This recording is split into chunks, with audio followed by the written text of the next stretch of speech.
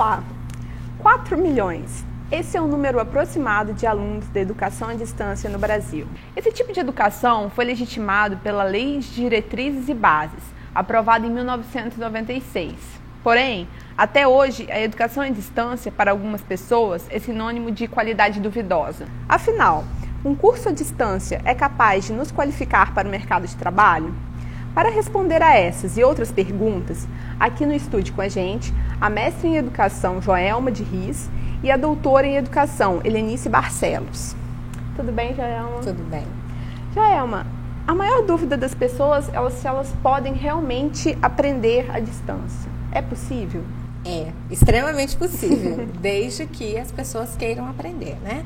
A ideia que a gente tem de aprendizagem é que a aprendizagem acontece porque alguém ensina alguma coisa pra gente.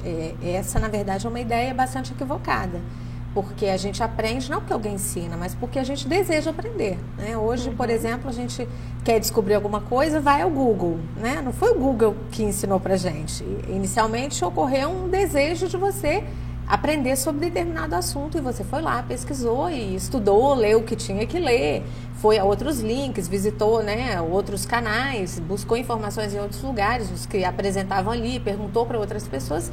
Então, aprender, né, é possível à distância, sim. Muitas pessoas já aprenderam à distância. Nós tivemos, por exemplo, ganhadores de prêmio Nobel, né, em medicina, em 1929, que ganhou esse prêmio e parte do estudo dele, né, da graduação em medicina dele foi feita na Universidade de Londres. Se hoje a gente conhece quais são as vitaminas que ajudam a promover o crescimento, às vezes a criança, né, tá meio raquítica, não cresceu direito, né? Hoje a medicina sabe que tipo de medicação, que tipo de tratamento dá para essa criança. Se a gente sabe hoje, foi graças, né, a esse ganhador do Nobel de Medicina em 1929. Então, aprender à distância é perfeitamente possível. E por que as pessoas têm essa dúvida, então? Por que é tão frequente essa dúvida? Essa é uma pergunta muito interessante, porque eu acho que aí a gente vai na raiz da questão. Como que o nosso sistema educacional está organizado? Se você pensar na escola, no cenário da escola, você vai pensar no lugar para onde você vai, né, praticamente todos os dias da sua vida, de segunda a sexta, fica lá 5 horas, e você vai encontrar um professor que, né, a gente tem como o dono do conhecimento, né, a autoridade máxima naquilo que ele vai, na disciplina que ele está ministrando, e ele ministra, e a gente ouve. Agora vamos abrir um livro. Então, abre o livro, olha a página tal. Então, esse sistema educacional, o tempo todo, a gente está sendo direcionado por alguém. Né? Esse é o modelo que nós convencionamos que fosse, talvez não o melhor, mas o possível. E que a gente não conseguiu mudar isso até hoje. Então, a nossa ideia, quando a gente vai para um sistema em que eu estou afastada do professor, é realmente uma coisa, no mínimo, esquisita, né? Porque eu posso dizer assim, mas como é que eu vou aprender? Não tem ninguém aqui do meu lado dizendo o que eu tenho que fazer, né? Dizendo... Parte uma insegurança. Parte uma insegurança, né? Uma desconfiança. Porque essa própria pessoa, o próprio sistema educacional, encorajou essa pessoa a desacreditar que ela fosse possível. Todos nós fomos vítimas dessa crueldade do sistema educacional. Oi, Helenice, tudo bem? Tudo bem. Helenice, como é que funciona a educação à distância, por exemplo? É mandado apostilas por correio ou é só feito por computador? Sim. A educação à distância, existe todo um planejamento por trás, né? Quando você pensa, né, a Joelma estava comentando, não, o aluno se sente isolado, não tem ninguém que vá orientá-lo. Pelo contrário, né? Existe um planejamento de todas as etapas desse curso. Uma equipe, geralmente, interdisciplinar, senta para discutir quais seriam os conteúdos mais adequados, de que forma esses conteúdos podem ser adaptados para serem utilizados numa plataforma, né, que existe hoje em dia várias plataformas para educação à distância, de que forma trabalhar aquele conteúdo, que tipo de atividade pode ser mais interessante para o aluno estar motivado e querer fazer e querer participar, né, por meio de fóruns, por meio de chats, né, webfólio. Então, existe todo, por trás de uma educação à distância, tem todo um aparato anterior ao aluno, né, chegar à frente de um computador online.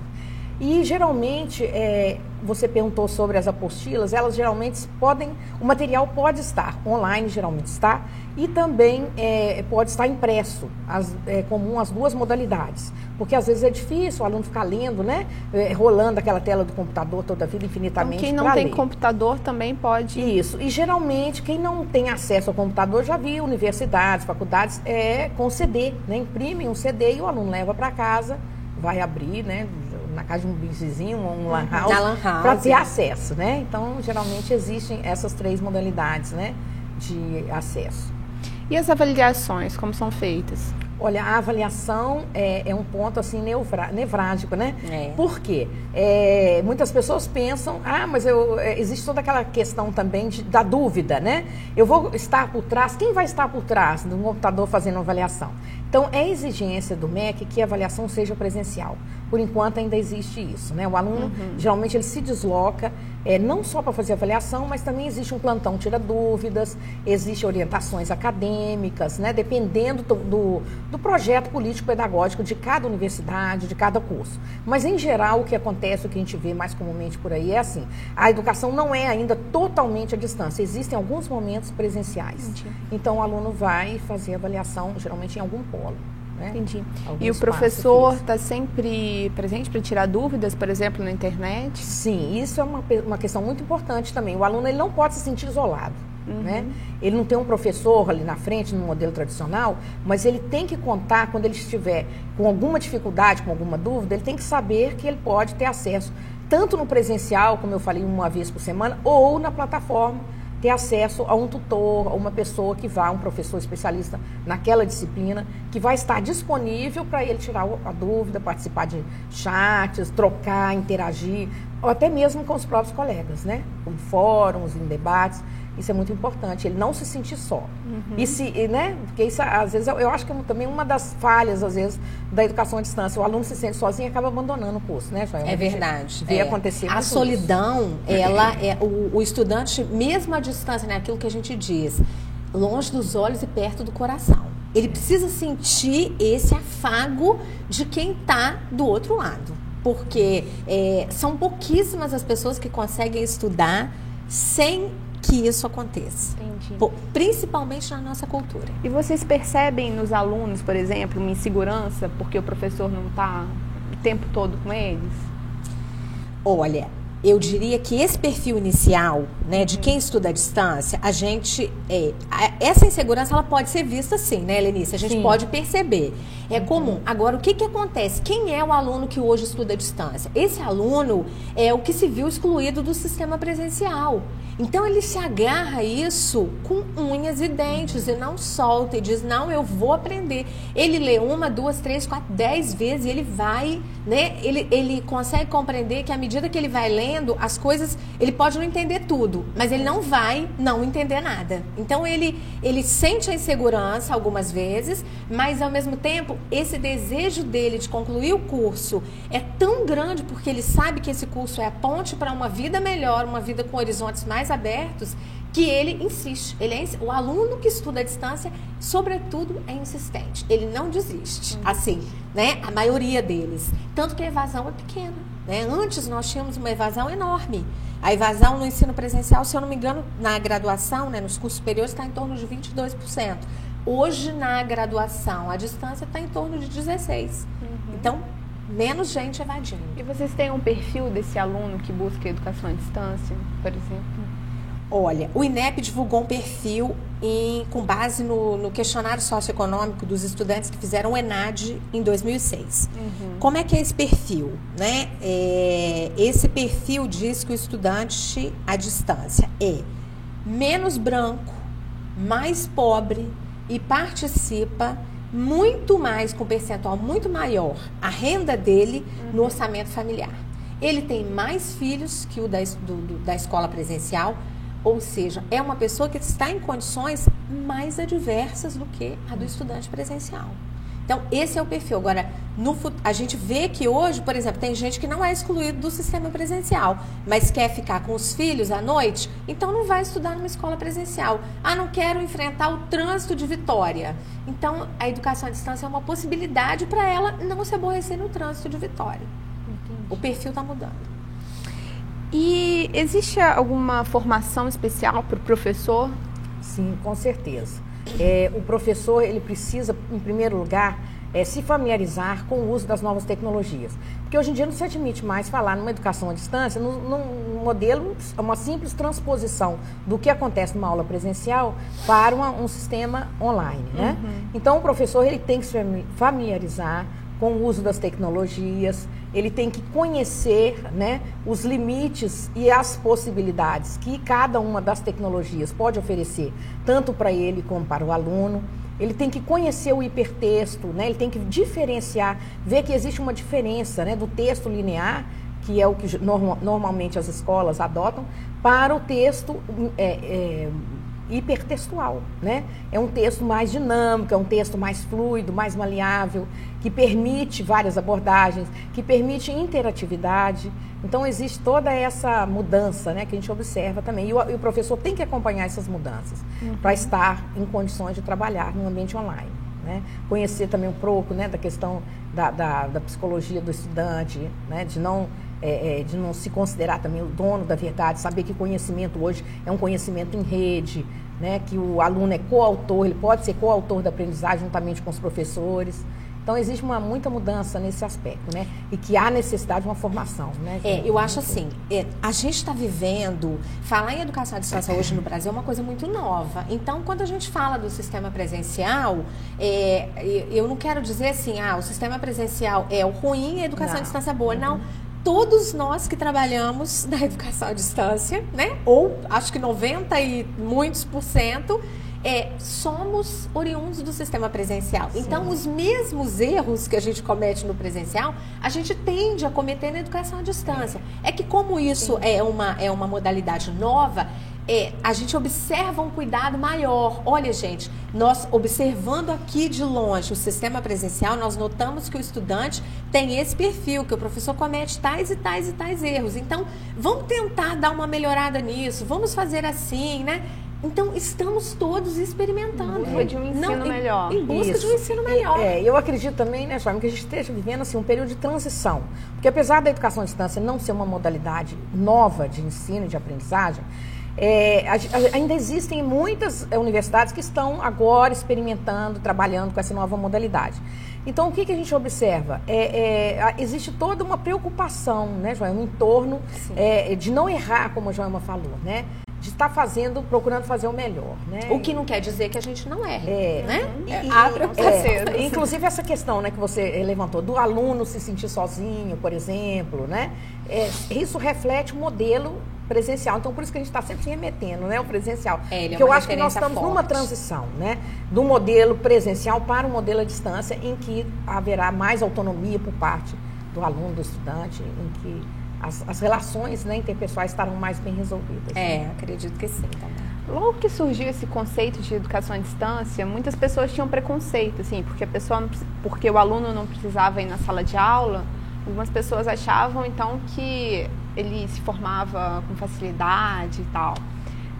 Hoje isso já está mudando um pouco, assim, esse preconceito diminuiu? Olha, eu acho que começa a diminuir.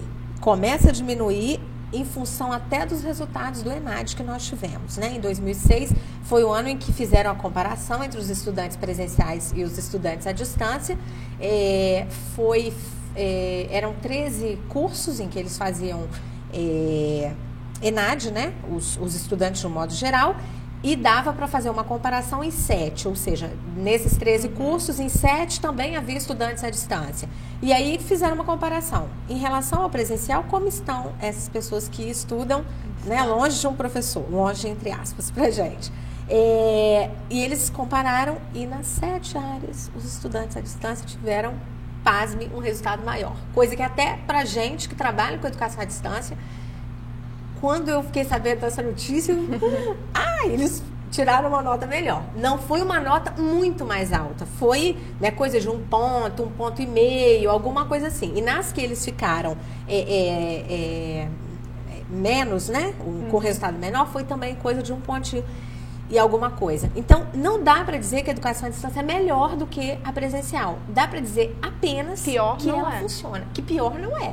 que nós estamos conseguindo bons resultados. E isso é fruto de um trabalho, né, de toda uma comunidade acadêmica, de pesquisadores, de pessoas que praticam a educação à distância e que estão discutindo qualidade na maior parte do tempo. Essa é uma preocupação importante, porque muitas vezes a gente também não sabe o que fazer diante de um silêncio num fórum, por exemplo. Ninguém diz absolutamente nada. E isso é um calcanhar de Aquiles para quem trabalha à distância, né? Às vezes o professor não sabe como se movimentar, então ele fica, meu Deus, mas ninguém fala, e agora o que eu vou fazer? Ele entra em comunidades para fazer uma troca de experiência com outros educadores, e isso é uma aprendizagem também para o professor, uma aprendizagem em rede, em colaboração mesmo.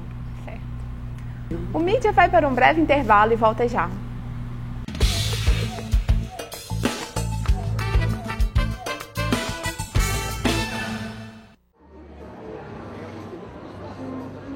Afonso Abreu, Marco Antônio Grejó e Pedro de Alcântara.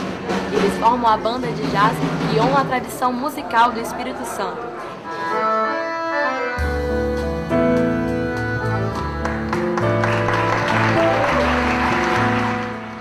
O Afonso Abreu Trio começou com uma velha amizade. Afonso Abreu e Marco Antônio Grejó já tocam juntos há mais de 40 anos. Há 10 anos, se juntou à dupla o pianista e maestro Pedro Alcântara. No final do show, tem-se o sentimento de privilégio de presenciar esse raro momento, a marca de um tempo passado que, pelas mãos desses 3 talentos, podem sempre ser presentes e reais. Resta somente o nosso aplauso.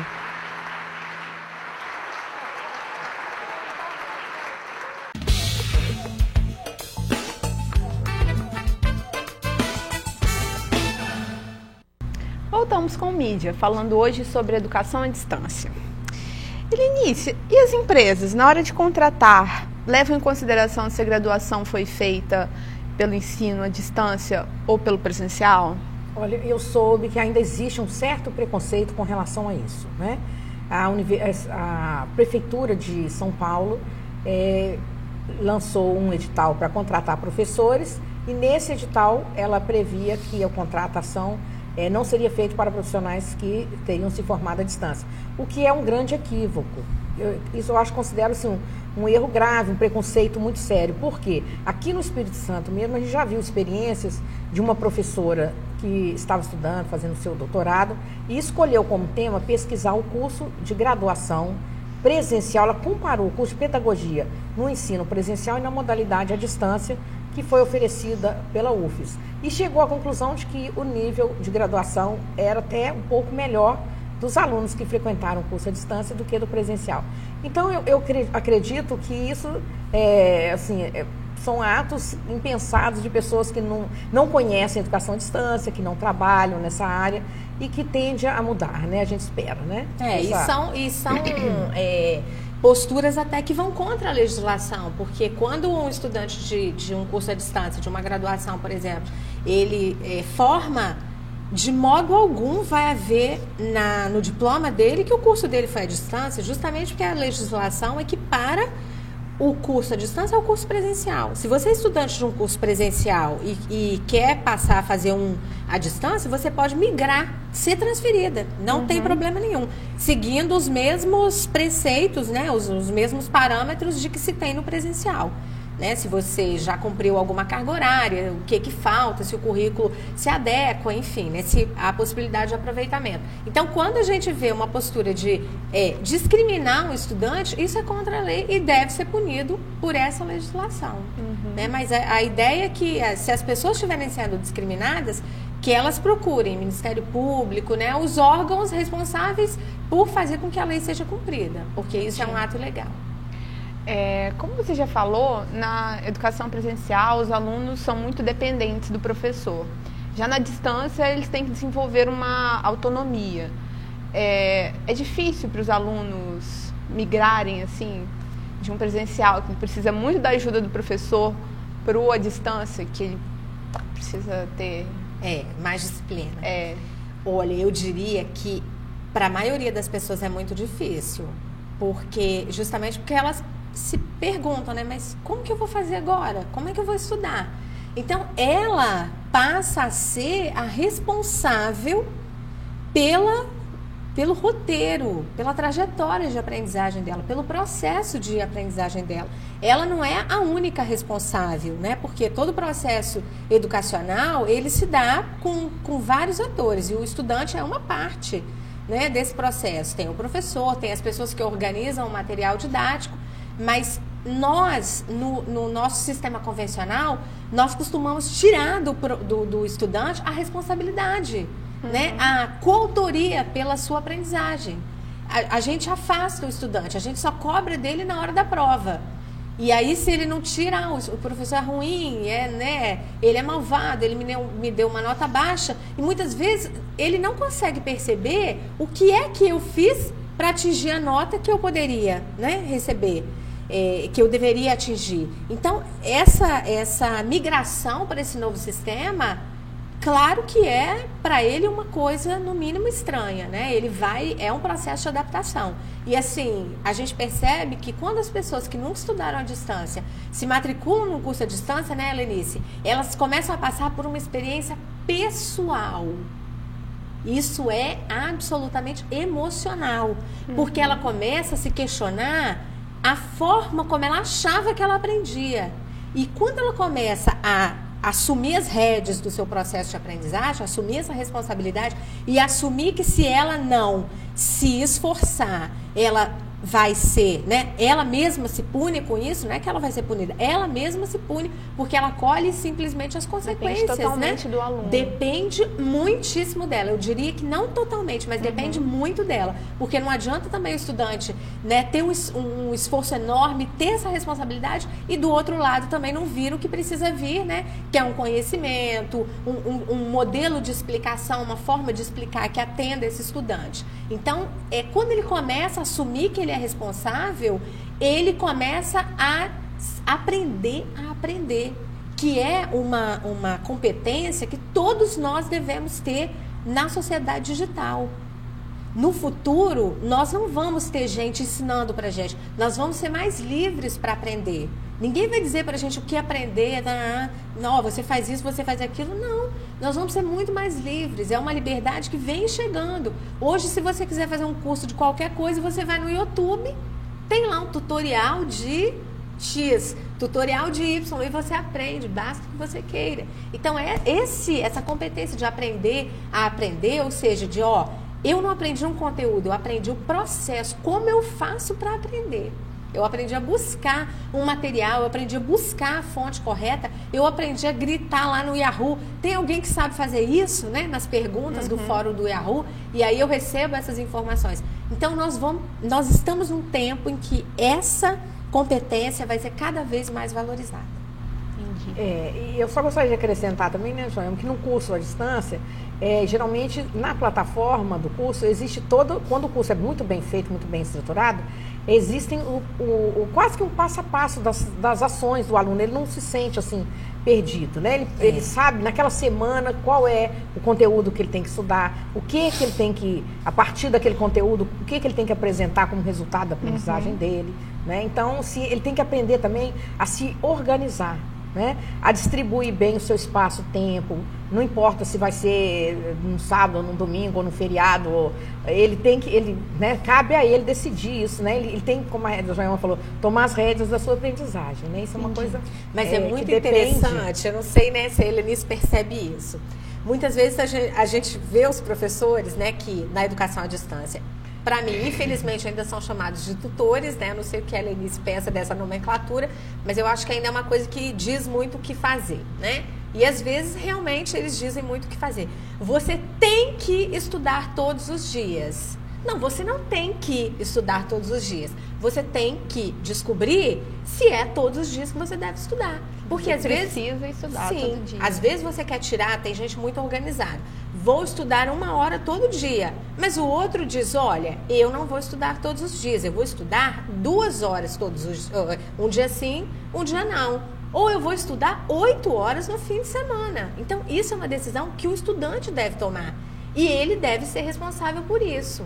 Pelas consequências desse gerenciamento do tempo, né? Ele não vai passar um pires e dizer, professor, me dá uma nota porque eu não consegui gerenciar meu tempo. Não, isso é uma atitude até imatura, né? E a gente sabe que isso ainda acontece, mas os estudantes, aos poucos, eles vão aprendendo a administrar. E entre os alunos, existe algum tipo de interação? Sim, o ideal é que exista, né? Porque geralmente, da mesma forma como existem as classes, se formam as classes em uma universidade, também no ambiente online favorece esse grupo de estudantes interessados em estudar, não é? Então, eu acho que existem várias ferramentas hoje que favorecem essa interatividade entre os estudantes. Muitas vezes eu observo, né, dos cursos que eu já participei, também assim, uma preocupação do estudante em dar a resposta para um professor ou para um tutor. E às vezes ele acaba repetindo uma resposta que o aluno já colocou no fórum. Né? Então, ele poderia estar acrescentando, estar debatendo, estar discordando daquela colocação que um colega fez. Também tudo isso é uma coisa que ainda está precisando de ser burilada, ainda está no início. Mas as ferramentas estão aí bastante disponíveis para oportunizar esse intercâmbio, essa interação entre os estudantes.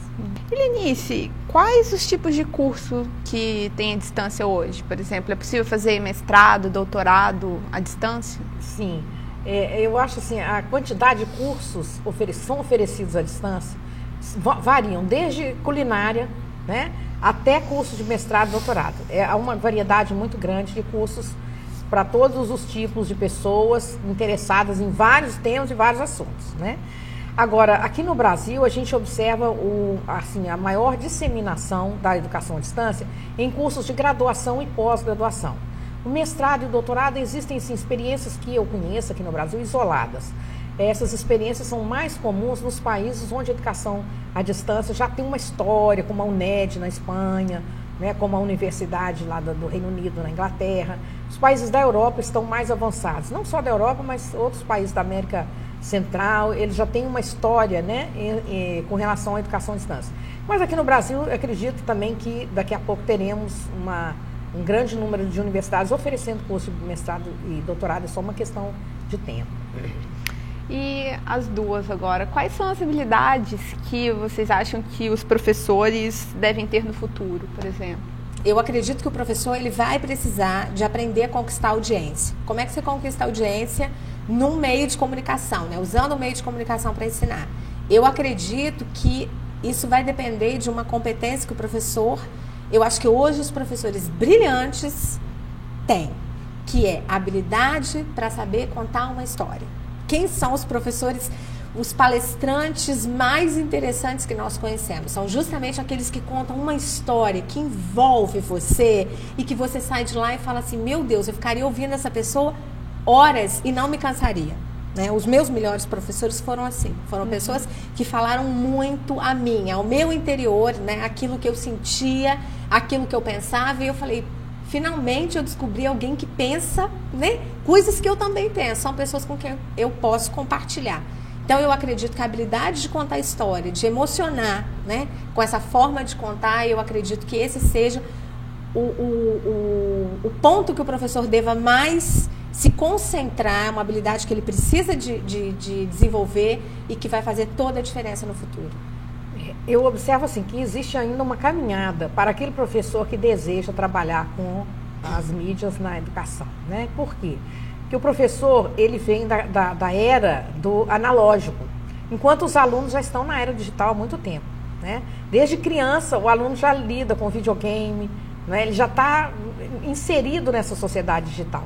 E o professor, né, principalmente professores, né, da minha época, vamos dizer, da minha idade, eles ainda estão, eles foram inseridos na era digital, alguns. Porque tem alguns até hoje que são resistentes. Né? Eu conheço professores que falam, eu não quero aprender, não sei e não quero.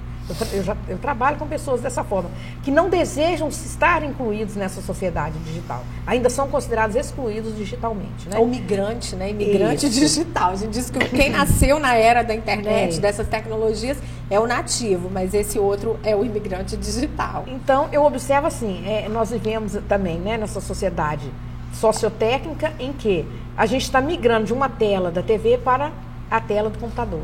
Então, isso é um caminho, como eu falei, é uma trajetória É preciso que o professor esteja seguro, esteja familiarizado, que ele se interesse, que ele goste, que ele busque, porque senão ele não vai conseguir fazer uma boa educação à distância com os seus colegas, com os seus alunos, né? Obrigada pela presença aqui no Mídia. Foi um prazer. No Mídia de hoje nós falamos sobre educação à distância. Gostou do programa? Não? Tem alguma sugestão? Então manda um e-mail pra gente. O endereço é media@aev.edu.br. Você também pode conferir a programação do canal universitário pelo site www.cnuvitoria.com.br. Até a próxima semana!